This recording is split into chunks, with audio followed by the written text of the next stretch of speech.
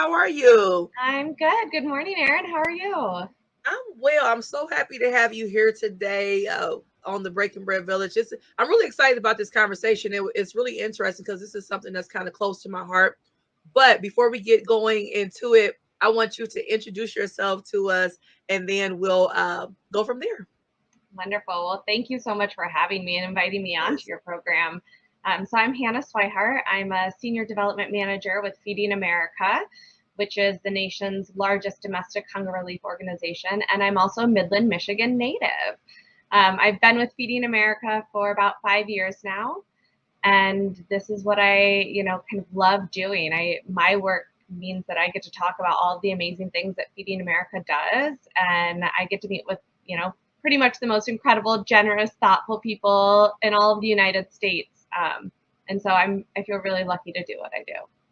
Awesome, awesome. Well, I want to show a short video just so viewers can kind of get a sense of what Feeding America is all about, and then we'll come back, okay? Sounds great. Awesome.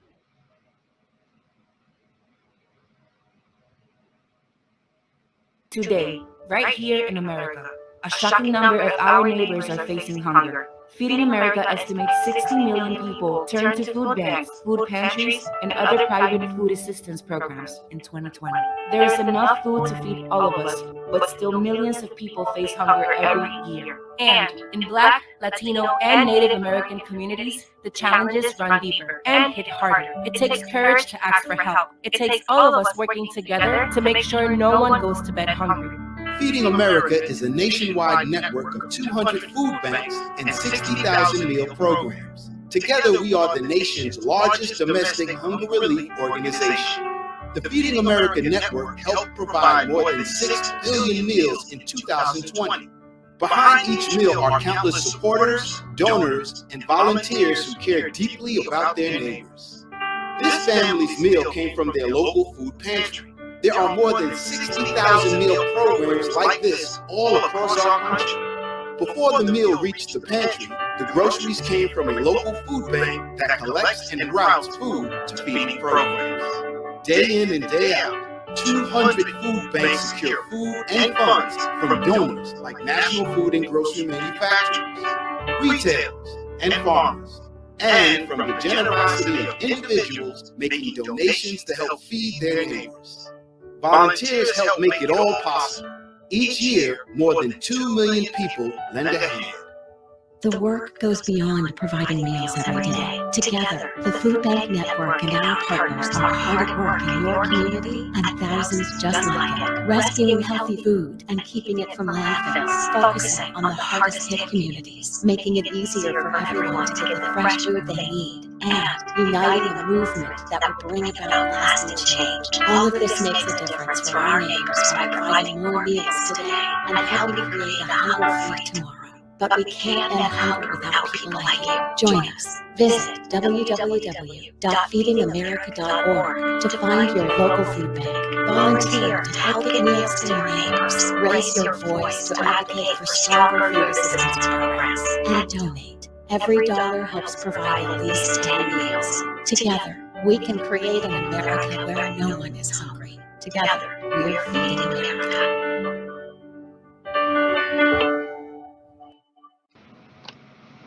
Awesome, awesome. Love that, love that, love that, love that. So, Anna, wow, let's talk about it. Let's You jump know, right it's really interesting because I think a lot of times people don't know what goes into food banks, right? They don't really, because they just see it once it's on a truck or being distributed, right? And they don't understand what goes into it. Before we get to that, though, I want you to kind of tell me what drew you to work there. What Because, and I would like to preface this with saying that I know your mother, and your mother is a force to be reckoned with when it comes to She helping is. people and giving back. So I kind of know where some of that seed sowing happened from. But kind of tell me what drew you to working for Feed America. Sure. So, like you said, my mom and my dad, I mean, I feel like it's really baked in my DNA, giving back. Yeah. It's something that we were raised to realized that we had a lot of privilege. You know, even though there were times when both my parents were in grad school and we shared a house with another family, you know, when I say privilege, I don't mean always the beautiful white picket fence, although a lot of my life was very privileged in that way. But, you know, no matter what, everybody has the ability to give back, whether that's opening a door to help somebody else or doing small gestures. It was sort of baked into my DNA that that's how you behave in the world. You show up for your neighbors. And so my early career, the first 10 years of it were actually in the arts. But given that, you know, my family always taught me to give back, it's something that I created in my own community. You know, I lived in New York for 10 years and created a group where once a month I would organize a different volunteer activity just for my friends, really. You know, we did everything from park cleanups to collecting things to donate to an LGBTQ teen homeless shelter, to organizing CDs for musicians on call that, you know, would donate CD libraries to people that were in the hospital. And one of the things that we would often do is volunteer with the local soup kitchen. I also belong to a CSA, Community Supported Agriculture Farm Distribution, and I would volunteer at those distributions. And at the end of it, any leftover produce we had, we donated to our local food bank.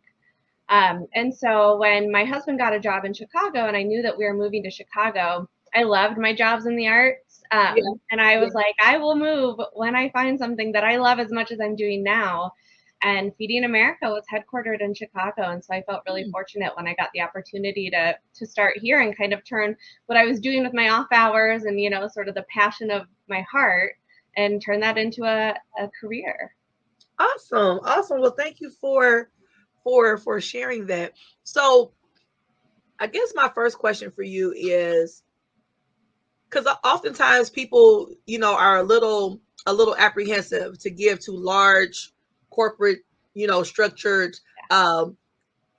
corporations like yourself. You know, when they look at it and they say, you know, we don't know where our money is going, we don't know where everything is being distributed.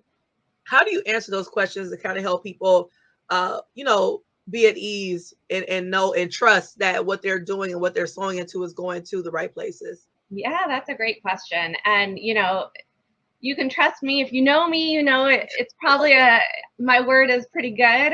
But if you don't know me and you don't want to just jump in trusting me, you can look at a lot of different resources. So you can look at Charity Navigator, that about a decade ago, they redid the way that they rank charities, and they have various ratings. Feeding America has the highest rating with Charity Navigator. We always make Forbes's top nonprofit list, and that's because we have a 98% efficiency. That means for every dollar you donate to Feeding America, 98% is going back to programs. It's going back to feeding people and programs that are going to help lift people out of poverty, which is, you know, the root cause of hunger. Yeah. And, you know, what I often tell people is we're a network of 200 food banks. We're sort of the national partner of 200 food banks that then are partnering with 60,000 partner organizations. So those are the soup kitchens, the feeding programs, the Boys and Girls Clubs that are delivering meals.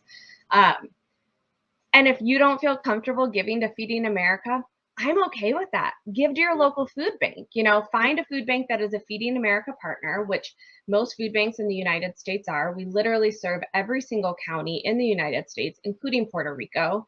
I had the privilege of going on vacation in Hawaii a few years ago, and my husband and I were doing this ATV excursion. And when we got there, I realized some of the ATVs had the Hawaii Food Bank logo on it.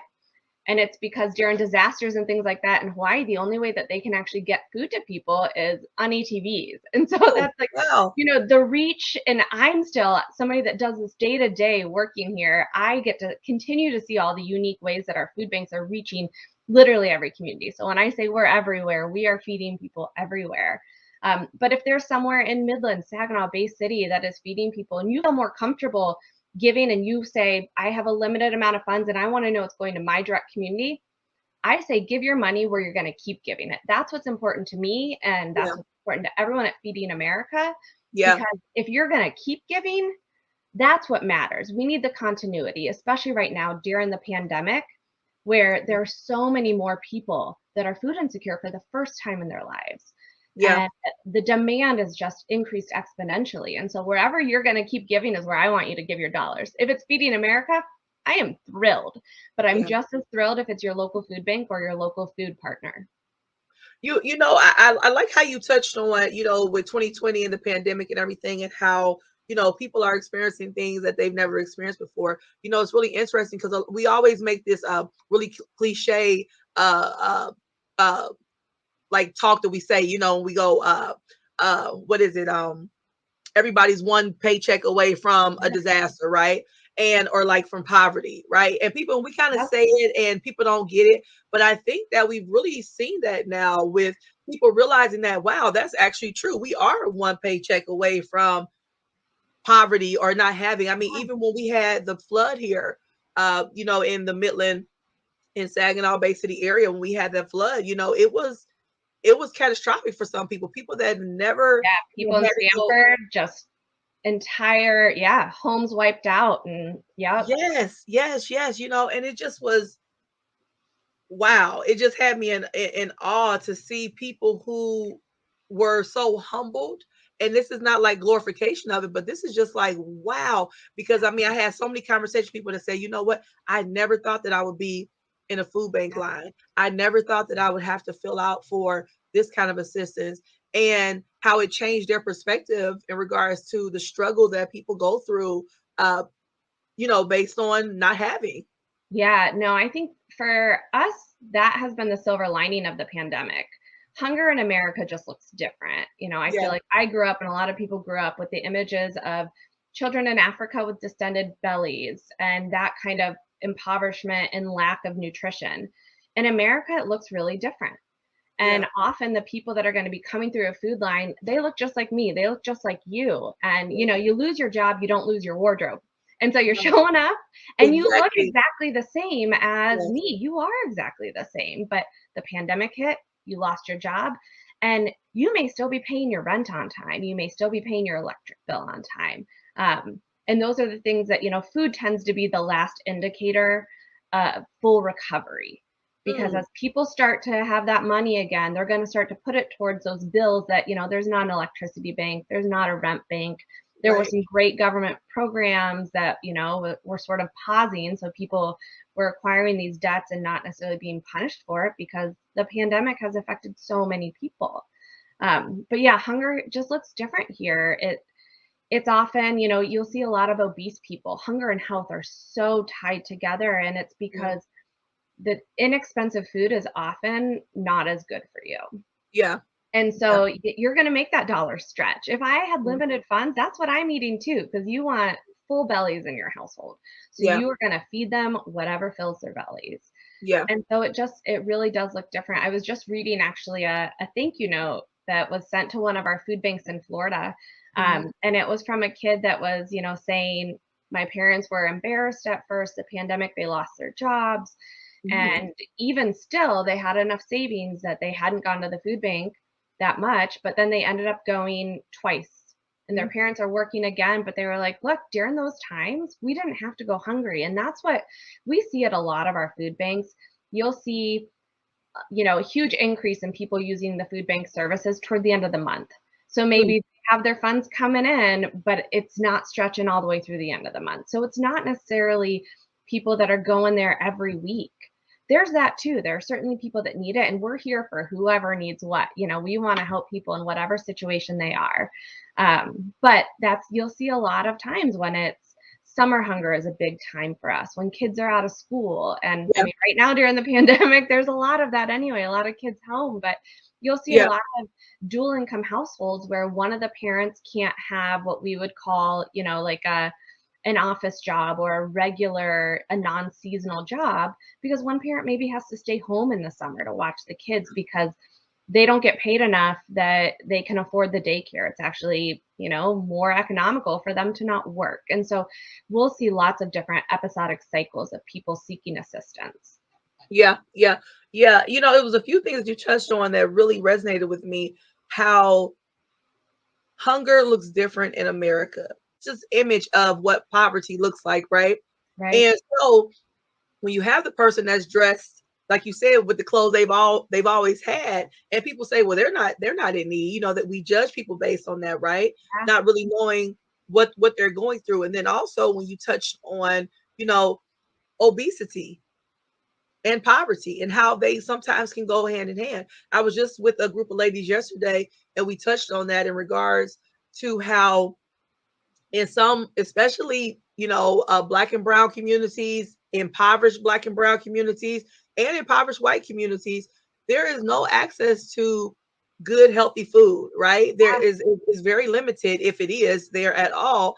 And if you don't have, We transportation, call it either a food desert or a food swamp, because a lot of right, times, particularly in communities of color, you have a lot of corner stores, dollar stores, places where there is not nutritious food. And so that's what we'll call a right, food swamp, when it's like all fast food and you don't necessarily have a grocery store that has produce. right, right. The big companies aren't investing in those communities in the same way. And it's, you only have access to what you have access to, right? Right. And if you don't have transportation, if you don't have a way to get to the other side of town, then you're limited to where you can walk to, where you can ride your bike to.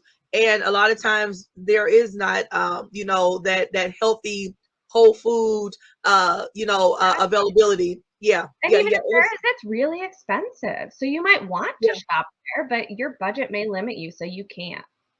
And a lot of times it's just not there. Yep, It's just 100%. not there. I mean, it's just the reality, and it's really unfortunate, because then people have high blood pressure, they have diabetes, and people say, "Well, why do you have that? You should be eat healthier." And it's like, I do not have access to it. Right. So and so talk about that a little bit, about basically food insecurity, and how race sometimes is a part of that. Yeah, I mean, food insecurity and racial justice, they go hand in hand, Yeah. because what we see, and the pandemic really shone a light on this, but Yeah. Black and brown communities in particular, communities of color, are disproportionately impacted by food insecurity. We see more than 3 times Black families, more than, or right about 3 times Native communities. Yeah. With Latino, I think it's like 2.5 times Yeah. the occurrence of food insecurity than in white communities. Yeah. And like you said, with that goes health issues as well. And so with food insecurity, you're going to see an increase in, like you said, high blood pressure, diabetes. We actually have an entire team at Feeding America that's dedicated to the intersection of health and hunger, Oh. and works to help food banks, with partnerships with hospitals. We actually have a few pilot programs that are looking at if a hospital can, write a food prescription, more or less, that can help somebody manage their diabetes or their high blood pressure. And then the food bank's responsibility is making sure that those people have access to that food, because, kale, squash, some of these things can be really expensive for how far it's going to stretch. Yeah. And so when somebody's going to choose, they're making those hard decisions. Where am I going to put my dollar? A thing of ramen is going to be much less expensive, and it's going to feel like a full meal. And so the food bank's responsibility is to make sure that that family then, or that person, has access to whatever food may be on their food prescription. And you see then people really able to manage these. They have lower medical costs. They have all of these things that, you think about the way that communities of color are disproportionately impacted. It's because when you have those health issues, because we have a system that has been set up for decades to not promote them, to not help them move ahead in the world. And so you have potentially lower income, less access to housing, higher, medical costs because you have diabetes or high blood pressure. All of these things continue to compound. Yeah. And so that's something that we are really investing in at Feeding America. We see that, if we don't address that, we're not addressing the root cause of hunger for so many people. And if we're lifting up communities of color and making sure that we're serving them in a way that's also, for the record, not just me or, the folks at Feeding America saying this is what you need. It's working in conjunction with those communities, with the leaders in those communities, to say, how can we serve you? What do you need? And what are ways that we can do that that's going to meet your needs in a respectful way, that's getting you the foods that you want and need. But, if we're able to do that, we're going to lift up all communities. And so it's, by lifting up the communities that are most disproportionately impacted, the Black communities, the brown communities, the Native communities. Another community that we see the highest instance of food insecurity is rural communities. By really looking at how do we serve these communities, it's going to benefit everyone. Yeah, yeah. And I think it's really important to be transparent about that and be honest about that, because I know a lot of times, oftentimes, people don't think this is real. Like people literally don't think this is a real thing, and it is. You Yeah. know, this is, I mean, the numbers support it. Real life experiences support it. So it is happening. So, and I really loved what you said about the pilot program in regards to the correlation between the hospitals and the food banks, and then also giving the resources and showing how you can get the access to it, because that's so important. Because a lot of times, oftentimes, and I won't go down a rabbit hole with this, but oftentimes we don't talk about how being healthy and eating right and exercising sometimes help before we start writing out scripts. It's like, so, yeah, so I love the idea of helping to educate people on what different foods to eat, to get those nutrients and minerals that you could get through a supplement. But if you just eat the right food, you can get it there. So I really like that. Yeah, and that's, I mean, you can say to people, you need to eat better. Well, that's not helpful. Right. Like, they need Right. access to the food. They need, these programs are also teaching them how to cook the food, how to use the food to make it taste good. Yeah. You give Yeah. somebody something that they don't know how to cook, they're Yeah. not, we're just creating more food waste in that scenario. Yes. And that we don't want to be doing that. The point of saving this food and getting it into people's hands is so that way we can feed people. We're in a country that has enough food to feed everyone. It's unconscionable that people are going hungry in America. And so I just don't understand it. And I know that sounds so naive and so whatever, but I just don't understand how people still don't have access to, basic things like housing, food, I just still don't understand that. yeah. Yeah. And one thing we're looking at too, when you talk about housing and different things like that, we're looking at how do we partner with these other organizations too? We're not Right. going to become the expert in housing, just like Right. we're not the expert in health, but what we can do is we can partner with the health expert and say, you tell us what we need to make sure these people have access to. What foods can we get in their hands that you're working with them to make sure they know that they need those things to help with their diabetes, to help with their high blood pressure. And then we can get them the food and teach them how to use it. Yeah. We're looking at how do we partner for, kind of the hot term collective impact. How do we partner with a Habitat for Humanity or somebody else that is serving the same communities that we're serving to Right. maybe help folks get better access, more Right. wraparound needs. No, I like that, because I think a lot of times we do have that in selected, communities where everybody's doing a lot of stuff, right? And it's like, okay, let's start coming together. Let's have some collaboration so that we can just be more effective And and impactful. that's exactly why Feeding America was created. We were founded by somebody who founded the first food bank in Arizona. And then he saw other people doing the same thing he was doing. And he was like, we don't need to reinvent the wheel.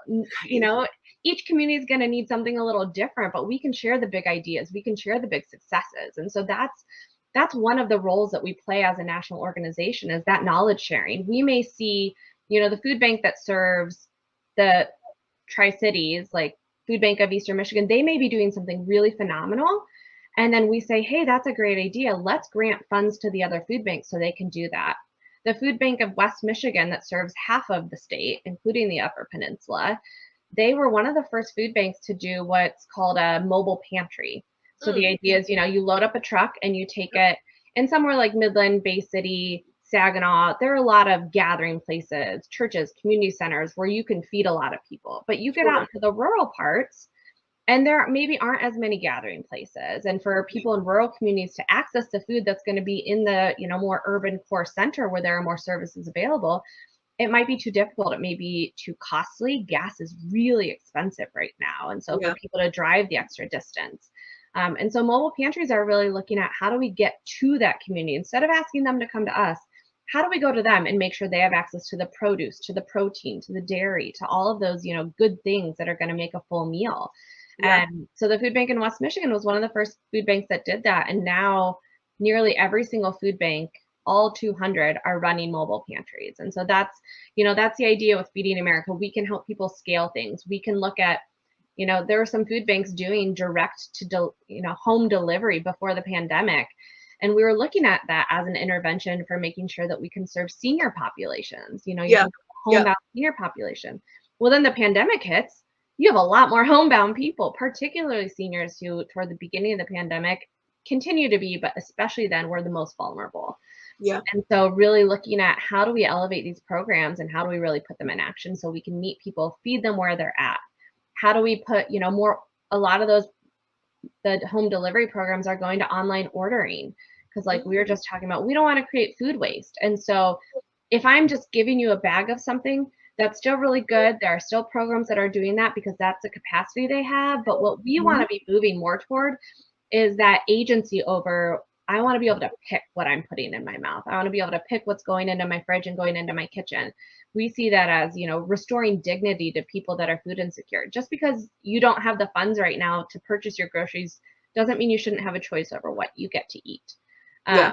And, really, like I said, eliminating food waste. If I'm giving you what you actually want to eat, then that food's not going to waste when it hits your home. No, I think that's really smart. I think that's really smart because I think a lot of us around my age bracket and older remember, and even probably now still, I don't know, but these like one size fits all bags or boxes that you get, and it's like stuff that you would never eat, so it does end up going to waste, or you end up giving someone else, and then some people say well, aren't you hungry? And it's like, well, still, even when we do like donation driven projects here in the community, I always try to like really help people understand, like, maybe get them a gift card or maybe get them this so they can go to the store and pick it out themselves, and feel like they're actually shopping as opposed to, you just saying giving them what you like or what you think they should eat. Yeah. I think that's and I like how you said restoring that dignity, making them feel whole again, is a really empowering and beautiful thing. Yeah, and that, just because someone's food insecure doesn't mean they're not a whole human that has their own wants and needs. It doesn't mean they shouldn't have access to, some people say like, well, you're giving out cake sometimes. Yeah, we are. And I've been at distributions where a family came through and the mother had tears in her eyes because it was her daughter's birthday that week and she was then able to give her a cake. Oh, You have those moments where just because you're food insecure doesn't mean you shouldn't get a treat and get to celebrate. and just enjoy life. Yeah. I don't know why people equate impoverished people to like, they have to be sad or not enjoy things that they like to enjoy. It's like, I just never understood that. Even I remember years ago, a family, a mother I think she had like 5 children or so. They were really going through a really hard time. And she got a couple dollars and she went to get her nails done. She hadn't had her nails done in like years, right? And people were upset, because, well, if she's so hurting or poor, if she's, in need of this, why is she? And it's like, let her have that moment. That $20 is not going to pay that full light bill. It's not going to pay the rent bill. That $20 will make her feel good for that moment and feel like a person again. And just let her have that. So I don't know why people want to take that away from people. Yeah, and there's a real common misconception too about, who a food insecure person is and, about people sort of taking advantage of the system. And that's really, maybe a dozen people throughout the United States doing that. But, what we see is most people, I guess I should say pre-pandemic, but we're returning to this a bit. The majority of the people that our networks serve are working families. Yeah. There are people that are hustling. They are people that are actively trying. They just don't make enough. Yeah, exactly. And particularly, I work with some of our food banks in Silicon Valley and places like that where people are like, everyone here is wealthy. And it's like, yeah, well, who do you think is working at your Starbucks? And what do you think the rent is for that person? So, you may be making a nice paycheck, but that person is not. And they're probably not living in your direct community because it is so expensive. Where they live is still expensive, and then they have to drive there. And everything is more expensive right now. We're seeing all the prices on the shelves go up. We're seeing all the gas prices. It's a stretch for people right now, and people that are working full-time jobs. And often we'll see people that are working multiple jobs, really trying to make ends meet. Yes, I think people miss that. I think they miss it. Like you said, the person that's working at the Starbucks that you get the pleasure of going to every morning. Yeah. Somebody has to work there to make that. And it's so interesting. I was just speaking to some people yesterday about that, how the essential workers were so glorified, right? And so praised. And it's like now that society has kind of moved on a bit, they're right back to being treated, kind of dismissed. But they are an essential part of our community, and we have to remember that. And we also have to try to give back to them, to sow back into them, because a lot of them are working 80-hour weeks. I mean, seriously, like 80-hour weeks without sick days, and so they're more likely to get COVID. And when they do, they're less likely to get paid for that time off. Yes, because they don't have themselves at risk. Yeah. Yes. So it's this vicious cycle, right, within our society that I don't think people really understand how some of this stuff works. Right. I really don't. So I really appreciate programs that help educate people to understand that people are doing the best they can. And again, I really love how you touched on everybody is not just sitting on their behinds watching, TV all day. These are people that are busting their behinds, getting on buses to take their kids to daycare, trying to pay for daycare and go to work 2 or 3. I mean, it's incredible. And some of them are two-family homes, 2-parent homes. People assume that it's this single parent, and it's like, no, there are 2 adults working in that home that still cannot make ends meet, which really says a lot for our society. Yeah, it really does. Yeah. And I mean, you look at right now we're estimating about 12 million children that are food insecure. If you want to just take the lowest hanging, easiest to feel empathy for fruit, you look at that, and those households where those children are, they have parents that are probably going hungry in order to feed their kids. Yeah. I don't think you're really going to find a parent that's going to feed themselves before they feed their children. And so those people are hustling. They want the best life for their children. You look at, the Tri-Cities, where you're probably driving around saying, I don't see a lot of this. There's not a lot of need here. There's more than 50,000 food insecure individuals between Midland, Saginaw, and Bay City. Yeah. That's enough to fill Dow Diamond more than 10 times. Mm-hmm. That's a lot of people. Yeah. The food insecure children in the Tri-Cities will fill Dow Diamond 2.5 times. Mm-hmm. These are people that deserve meals. These are people that are hustling. A kid who is food insecure, they're going to have trouble focusing in school. Yeah. And that's what creates that cycle of poverty, that cycle of challenges. Because if I'm hungry as a grown adult, I cannot focus. I do not do my best work. I don't show up for myself, my work, my friends, my family when I am hungry. I get those real hangries. I get real emotional and irrational. Yeah. I cannot expect a 5-year-old, a 10-year-old to behave better than I do when they're hungry. I've never understood that. And that's one thing I used to always talk about in the school system was, if a child didn't eat that morning, or I mean, even if you get into like, different violence and abuses that they went through, and I mean, beyond hunger, right? Different things they go through. How do you expect this child to be a student today when they are thinking about, not only, and a lot of children too, not only are they thinking about themselves, but their the little sister, little brother, who also did not get to eat that. There was a little boy in a class that I worked in that used to always steal, so to speak, the extra fruit and different stuff. Because, you always have kids that say, I want this, and then they leave it there. So he would take it and his book bag would be filled with stuff. And he got in trouble for it. And for me, I asked the teacher, I said, can we find out why he's taking the food? Can we find out the core, the root problem of why he's taking the food? And we did find out that he had a little sister, right? So, and they ended up, the counselor spoke to him and talked to him, and he was bringing that food home to be able to give to the little sister. And I'm just like, there's a reason for this, because I was talking to someone a few weeks ago about, when people steal, right? Or they steal cars, or they rob. Most people don't wake up saying, I want to be a robber tomorrow, right? Or I want to be a thief tomorrow. Most people do it out of necessity. So if we can help get to those core issues, as you talked about, then maybe we could help eliminate some of the crime, some of the dysfunction that goes on within our society. Yeah, and it's huge changes. And I think it's something where an organization like Feeding America, we need to be doing that work.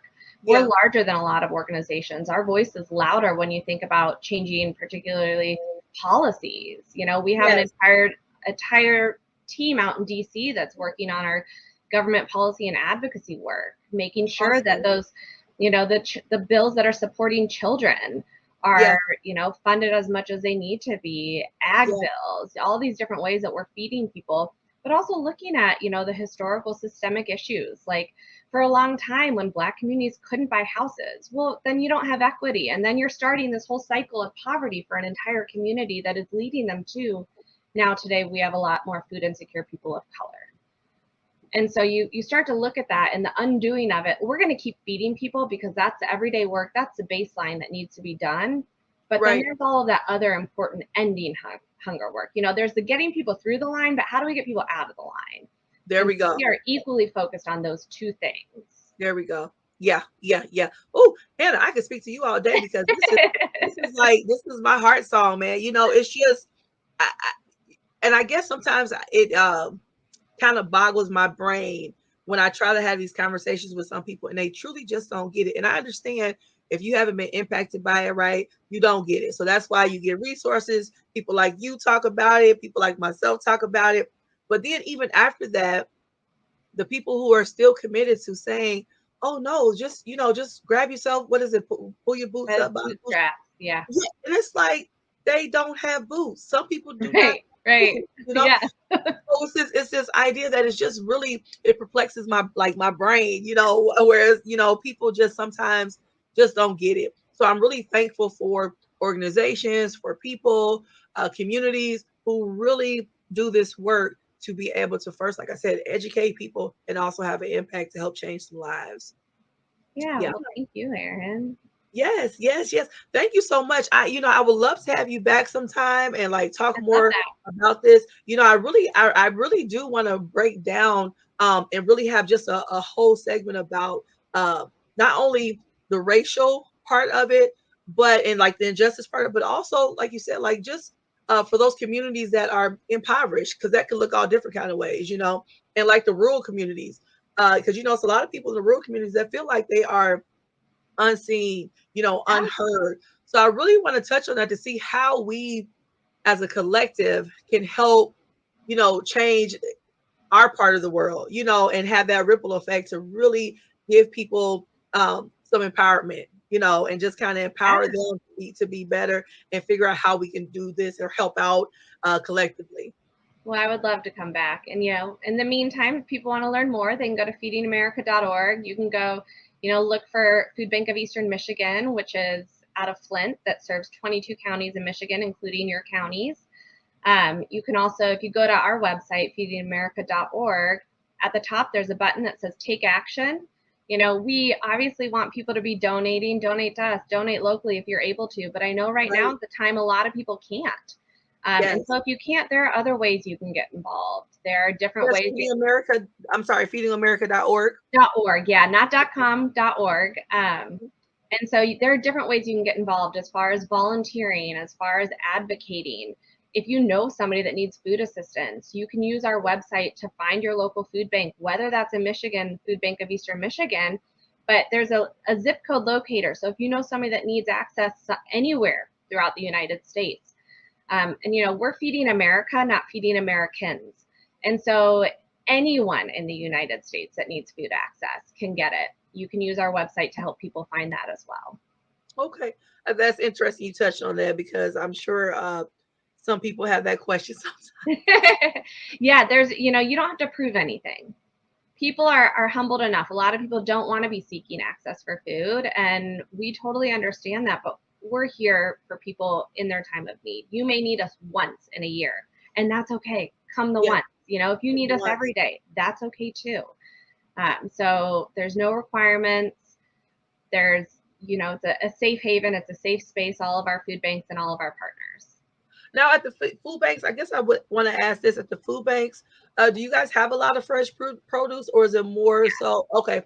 Yeah, so it used, you know, I'd say 20 years ago even, it was a lot less fresh produce. So people like boxes and cans. Yeah, and I think because of canned food drives and those things, that's kind of the image people have. But a lot of what we're putting out is fresh produce. It's dairy. It's lean proteins. And so, you know, one of the places that we've made investments over the past more than a decade is actually in refrigeration for food banks. So that's something I think people don't always think about. There's a lot of our work is just logistical, and really figuring out how do we move that food and how do we get it to people. But produce, fruits and vegetables are one of our priority pieces. I think it was something like 40% of what we put out last year was produce. Oh, that's awesome. A large percentage, and it varies based on food bank, but we put out a lot of produce. Oh, that's awesome. I love that. Yeah, I remember I had 4 sons and I was a single parent and we struggled. I mean, when they were younger, it was hard, That's a lot of And hungry mouths. oh, yes, and they play, they played sports or they were active Yeah. or just growing boys and They're a burning those calories sitting, let alone if they're involved in sports or anything. So yes, it was just a lot. And I just remember I'll never forget one time, I said, okay, well, I'm gonna go here and try to get some help. And I got a bag of food and it was like canned, I mean, whatever it was, I don't even remember, like I can't remember all it, but it was like had like jailed over where it had, where you could tell it was wow. like sitting in somebody's cabinet for like 3 years and they just how people just Yeah. clean out their cabinets and give it to Yeah. someone else. And that's one reason why when I do them myself or I'm a part of something, I always stress, don't give somebody something you don't want. Don't give someone that's been something that's been Well, sitting here's the there thing. for If you're nothing. donating that to one of our food banks, they're throwing it away. So Yeah. actually, I always tell people, instead of donating a can, donate 10 cents because of the power of our network, we're able to buy 5 cans for 10 cents versus Oh, the yeah. one that you can get. And so we can Yeah. actually stretch that a lot further. And canned food drives are great ways to make people feel engaged, feel involved, remind them about it. They're a huge awareness campaign. They're not a very effective way for food banks to get food, actually, because then they have to have their staff and their volunteers comb through it all, categorize it for like items, versus when we can actually just purchase a pallet of it. We know the expiration date on it because we're not going to put anything that we would not eat ourselves out there. Yeah. Awesome. Well, thank you so much, Hannah. Again, I appreciate you. I appreciate what you're doing. Your passion is yeah, I love it. I love it. I love being here with you, so I hope we can do it again sometime. Oh, of course. Yes, for sure, for sure. Well, thank you so much. I wish you well. Have a great day. And you guys have a lot of snow up there in Chicago? We actually got hit last night and through this morning, so yes. Oh, yes. Yeah, we got a little bit this morning. So yeah. All right then, Hannah. Well, you take care. Have a great day. You too. All right, bye. Bye.